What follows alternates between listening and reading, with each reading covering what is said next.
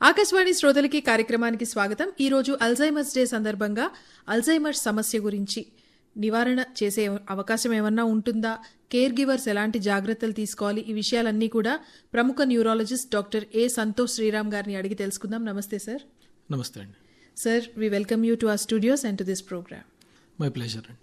Sir, మరి Alzheimer's అనగానే అసలు అది తెలుగు పదంలా అనిపించదు, ఒక ద్రవిడియన్ సోర్స్ ఉన్నట్టు అనిపించదు, ఇంగ్లీష్ పదంలా కూడా అనిపించదు. అసలు అల్జైమర్స్ అంటే ఏమిటి? అల్జైమర్స్ డిజీజ్ అనేది ఒక నరాలకి మెదడుకి సంబంధించిన వ్యాధి అండి. అది మనము డిమెన్షియా అని అంటాము. డిమెన్షియా అంటే మన మెదడుకి కొన్ని ప్రత్యేకమైన పనులు ఉంటాయి.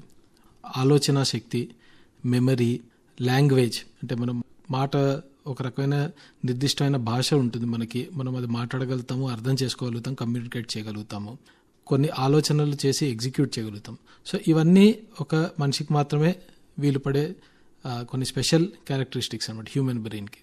ఈ higher mental functions or cognitive functions ఎప్పుడైతే ఎఫెక్ట్ అయ్యి అది మన దైనిక జీవితాన్ని కూడా ఇబ్బంది పరుస్తుందో ఆ సందర్భాన్ని మనం డిమెన్షియా అంటాం. ఆ ప్రాబ్లమ్, ఈ డిమెన్షియాలో మోస్ట్ కామన్గా వచ్చే డిమెన్షియా అల్జైమర్స్ డిజీజ్ అండి. ఈ అల్జైమర్స్ డిజీజ్ అనేది సాధారణంగా మెమరీ ఆర్ మతిమరుపుతో మొదలవుతుంది. సో అల్జైమర్స్ డిజీజ్ అనేది ఒక రకమైన డిమెన్షియా.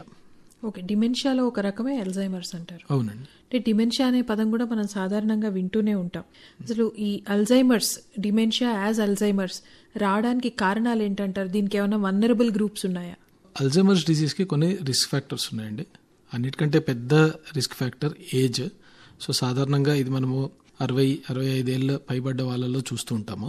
అండ్ మిగతా రిస్క్ ఫ్యాక్టర్స్ ఏంటంటే వాళ్ళ లైఫ్ టైంలో వాళ్ళు ఏం చేశారు అంటే, హై బ్లడ్ ప్రెషర్ ఉన్న వాళ్ళకి, లేదా ఆల్కహాల్ కన్జంప్షన్ ఎక్కువ ఉన్న వాళ్ళకి, ఒబెసిటీ ఉన్న వాళ్ళకి మనము అల్జైమర్స్ ఒక ఇన్సిడెన్స్ ఎక్కువగా చూస్తాము. రెండోది మనకి ఎడ్యుకేషన్, అంటే మెంటల్లీ యాక్టివ్గా ఉన్న వాళ్ళు or higher formal years of education ఉన్న వాళ్ళకి అల్జైమర్స్ తక్కువగా వస్తుందంటారు. అండ్ మూడోది ఇంపార్టెంట్ సోషల్ ఎంగేజ్మెంట్. ఎవరైతే వాళ్ళ యూత్లో కానీ లేదా వాళ్ళ లైఫ్లో సోషల్ ఎంగేజ్మెంట్ ఎక్కువగా ఉంది, లోన్లీనెస్కి గురి కాకుండా ఉంటారు, వాళ్ళలో కూడా అల్జైమర్స్ వచ్చే ఛాన్స్ కొంచెం తక్కువ అని చెప్పి చాలా స్టడీస్ ఉన్నాయండి. సార్, మరి అల్జైమర్స్ లక్షణాలు ఏంటి సార్? ఎటువంటి లక్షణాలతోటి మనం తెలుసుకోవచ్చు?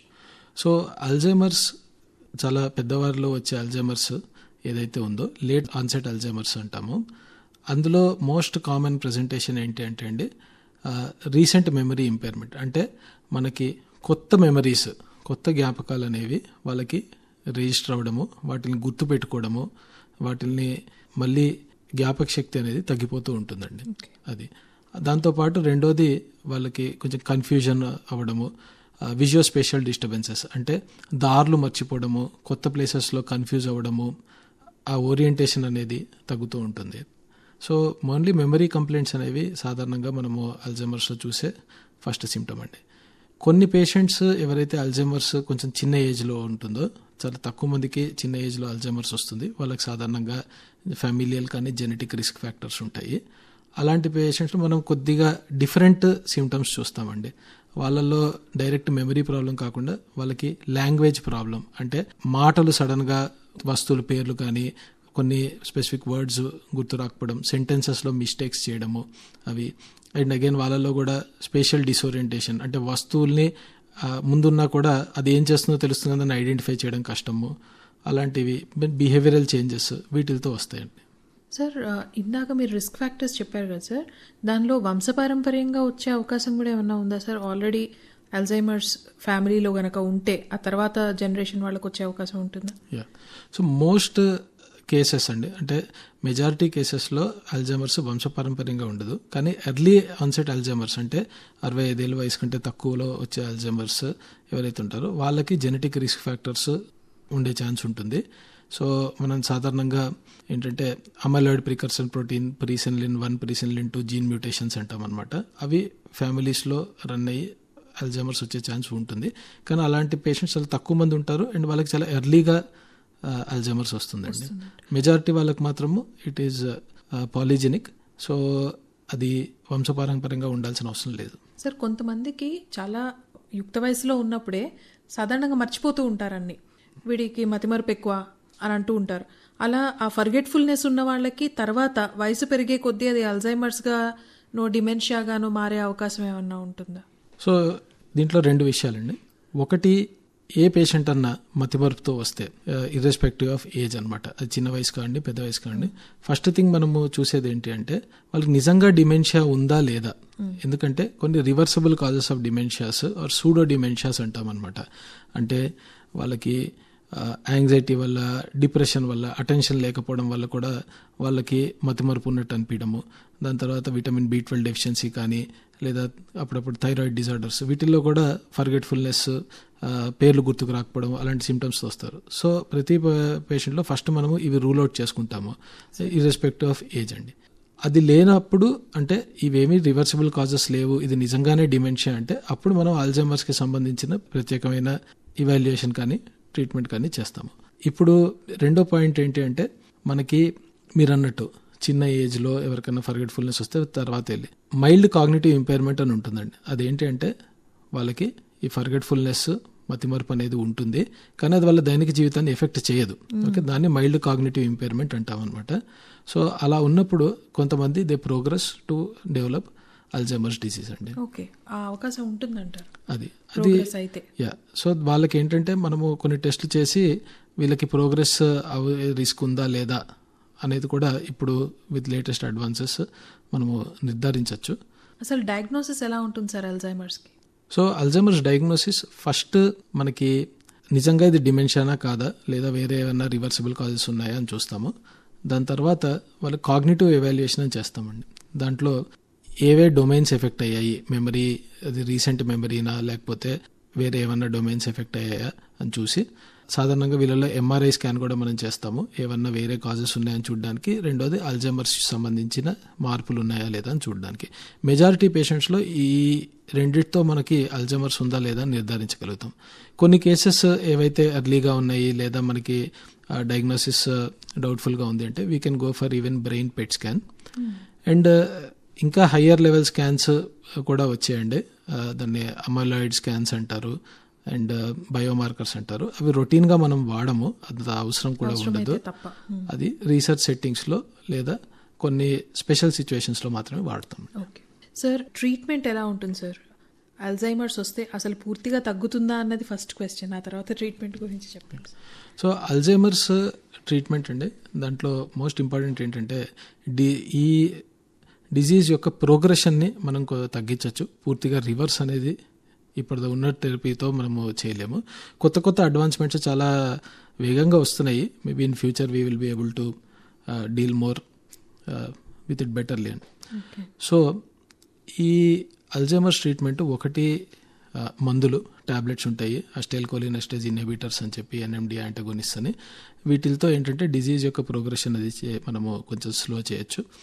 రెండోది, అల్జైమర్స్లో మతిమరుపు, బిహేవియరల్ చేంజెస్తో పాటు వాళ్ళకు కొన్ని సైకలాజికల్ ఎమోషనల్ సిమ్టమ్స్ కూడా వస్తాయి. డిప్రెషన్, యాంగ్జైటీ, ఇవి కూడా చాలా కామన్గా ఉంటాయి. సో వీటిల్ని ట్యాకిల్ చేస్తే కూడా వాళ్ళ క్వాలిటీ ఆఫ్ లైఫ్ చాలా ఇంప్రూవ్ అవుతుంది. మూడోది, ఎవరైతే ఈ పేషెంట్స్ని కేర్ తీసుకుంటున్నారో, కేర్ గివర్స్, ఇంటి దగ్గర చూసుకునే వాళ్ళు, వాళ్ళ మీద చాలా ఎమోషనల్ అండ్ చాలా ఫైనాన్షియల్ బర్డన్స్ అవి ఏర్పడతాయి.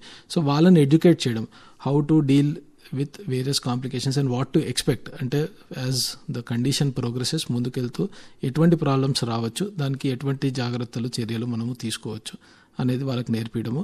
రెండోది, కేర్ గివర్ యొక్క సెల్ఫ్ కేర్, అంటే కేర్ గివర్ బర్న్అవుట్ అవ్వకుండా ఎలా చూసుకోవాలి అని కూడా వాళ్ళకి నేర్పిస్తామండి. సాధారణంగా ఎక్కువ వయసులో ఉన్నవాళ్ళు తప్పిపోయిన కేసెస్ తీసుకుంటే అల్జైమర్స్ ఉంది అని చాలా వింటూ ఉంటాం తప్పిపోయిన వాళ్ళ కేసెస్లో. సో వాళ్ళు మర్చిపోతారు ఎక్కడి నుంచి వెళ్ళారో, యాజ్ అ కాన్సిక్వెన్స్ వాళ్ళు మిస్ అయిపోయే అవకాశం ఉంటుంది. సో అలాంటి సిచ్యువేషన్స్ ఉన్నప్పుడు కేర్ గివర్స్ ఎలాంటి జాగ్రత్తలు తీసుకోవాలంటారు సార్? ప్రాబ్లమ్ అల్జైమర్స్ అడ్వాన్స్ అయ్యేటప్పటికి ఇలాంటి సిచ్యువేషన్స్ వస్తాయండి. సో దీని గురించి ఫస్ట్ ఏంటంటే కేర్ గివర్కి ముందరే మేము ఎడ్యుకేట్ చేస్తాము. వీళ్ళకి కన్ఫ్యూజన్ ఎక్కువగా ఉంటుంది, దారులు మర్చిపోతారు, బయటకు ఒక్కరికే వెళ్తే మళ్ళీ వెనక్కి వచ్చే దారి మర్చిపోవచ్చు, లేదా they get confused and they keep wandering అండి. సో దీంట్లో we always tell them to keep some kind of identity proof with an emergency contact number, more than one number if possible, so that ఎవరన్నా ఒకవేళ తప్పిపోయినా కూడా వాళ్ళు వెంటనే patient దగ్గర చూసి contact చేయడం అది చేయొచ్చు అని చెప్పి. రెండోది, ఉన్న ఏరియాలో we try to involve more people, educate them, చుట్టుపక్కల నేబర్స్ కానీ వాళ్ళకి కానీ they should know that person is having such and such problem and is a possibility వాళ్ళు తప్పిపోవడానికి అవి ఉంటాయని చెప్పి. సో అది తెలిస్తే they will more support to the care giver అండి. కొంతమంది ఇప్పుడు టెక్నాలజీ వాడి ఇలా ట్రాకింగ్ కోసం చిన్న డివైజెస్ ఫోన్ ద్వారా ట్రాక్ చేయడము లేదా వాచ్ ద్వారా ట్రాక్ చేయడం కూడా చేస్తున్నారు. But most important thing is I think education and emergency contact అండి.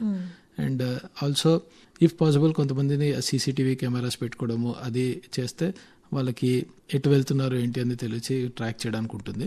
Overall we have to keep a safe environment, patient moment ఫ్రీగా ఉండేటట్టు, ఎట్ ద సేమ్ టైమ్ అలర్ట్గా ఉండి మనము ఈజీగా ట్రాక్ చేసేటట్టు ఉండాలి. సార్, ట్రీట్మెంట్ విషయానికి వస్తే ఏమన్నా లేటెస్ట్ అడ్వాన్స్మెంట్స్ ఉన్నాయా ట్రీట్మెంట్లో? సో గత కొద్ది సంవత్సరాలుగా ఈ disease modifying therapy or anti amyloid therapy అని వచ్చిందండి. అది అప్రూవ్ కూడా అయ్యాయి. ఇప్పటికి వైడ్గా యూస్ఫుల్ అంటే మనకి వాడుకలోకి రాలేదు, but they are showing positive impact అండి. ఓకే, సో దీంతో ఏంటంటే డిజీజ్ యొక్క బేసిక్ ప్యాథాలజీని టోటల్గా కాకపోయినా పార్షియల్గా రివర్స్ చేయగలుగుతాము అండ్ ప్రోగ్రెషన్ అనేది చాలా మటుకు ఆపగలుగుతున్నాము అనేది తెలుస్తుంది. Maybe in few years we will have wider use of these medications and అప్పుడు మనకి ఇంకా బెటర్గా ట్రీట్మెంట్ ఇవ్వచ్చు. సార్, అల్జైమర్స్ డిసీజ్ గురించి అసలు ఎందుకు వస్తుంది, ఎటువంటి లక్షణాలని రెడ్ ఫ్లాగ్స్గా మనం కన్సిడర్ చేసి డాక్టర్ దగ్గరికి వెళ్ళాలి అన్న విషయాలు ముఖ్యంగా ఈరోజు తెలుసుకోవడం చాలా ఉపయోగపడుతుంది సార్. శ్రోతలకి కూడా ప్రతి ఇంట్లోనూ ఇలాంటి సమస్య ఉండే అవకాశం ఉంటుంది. చాలా విలువైన సమాచారం అందించారు sir. Thanks a lot for your time. Thank you very much.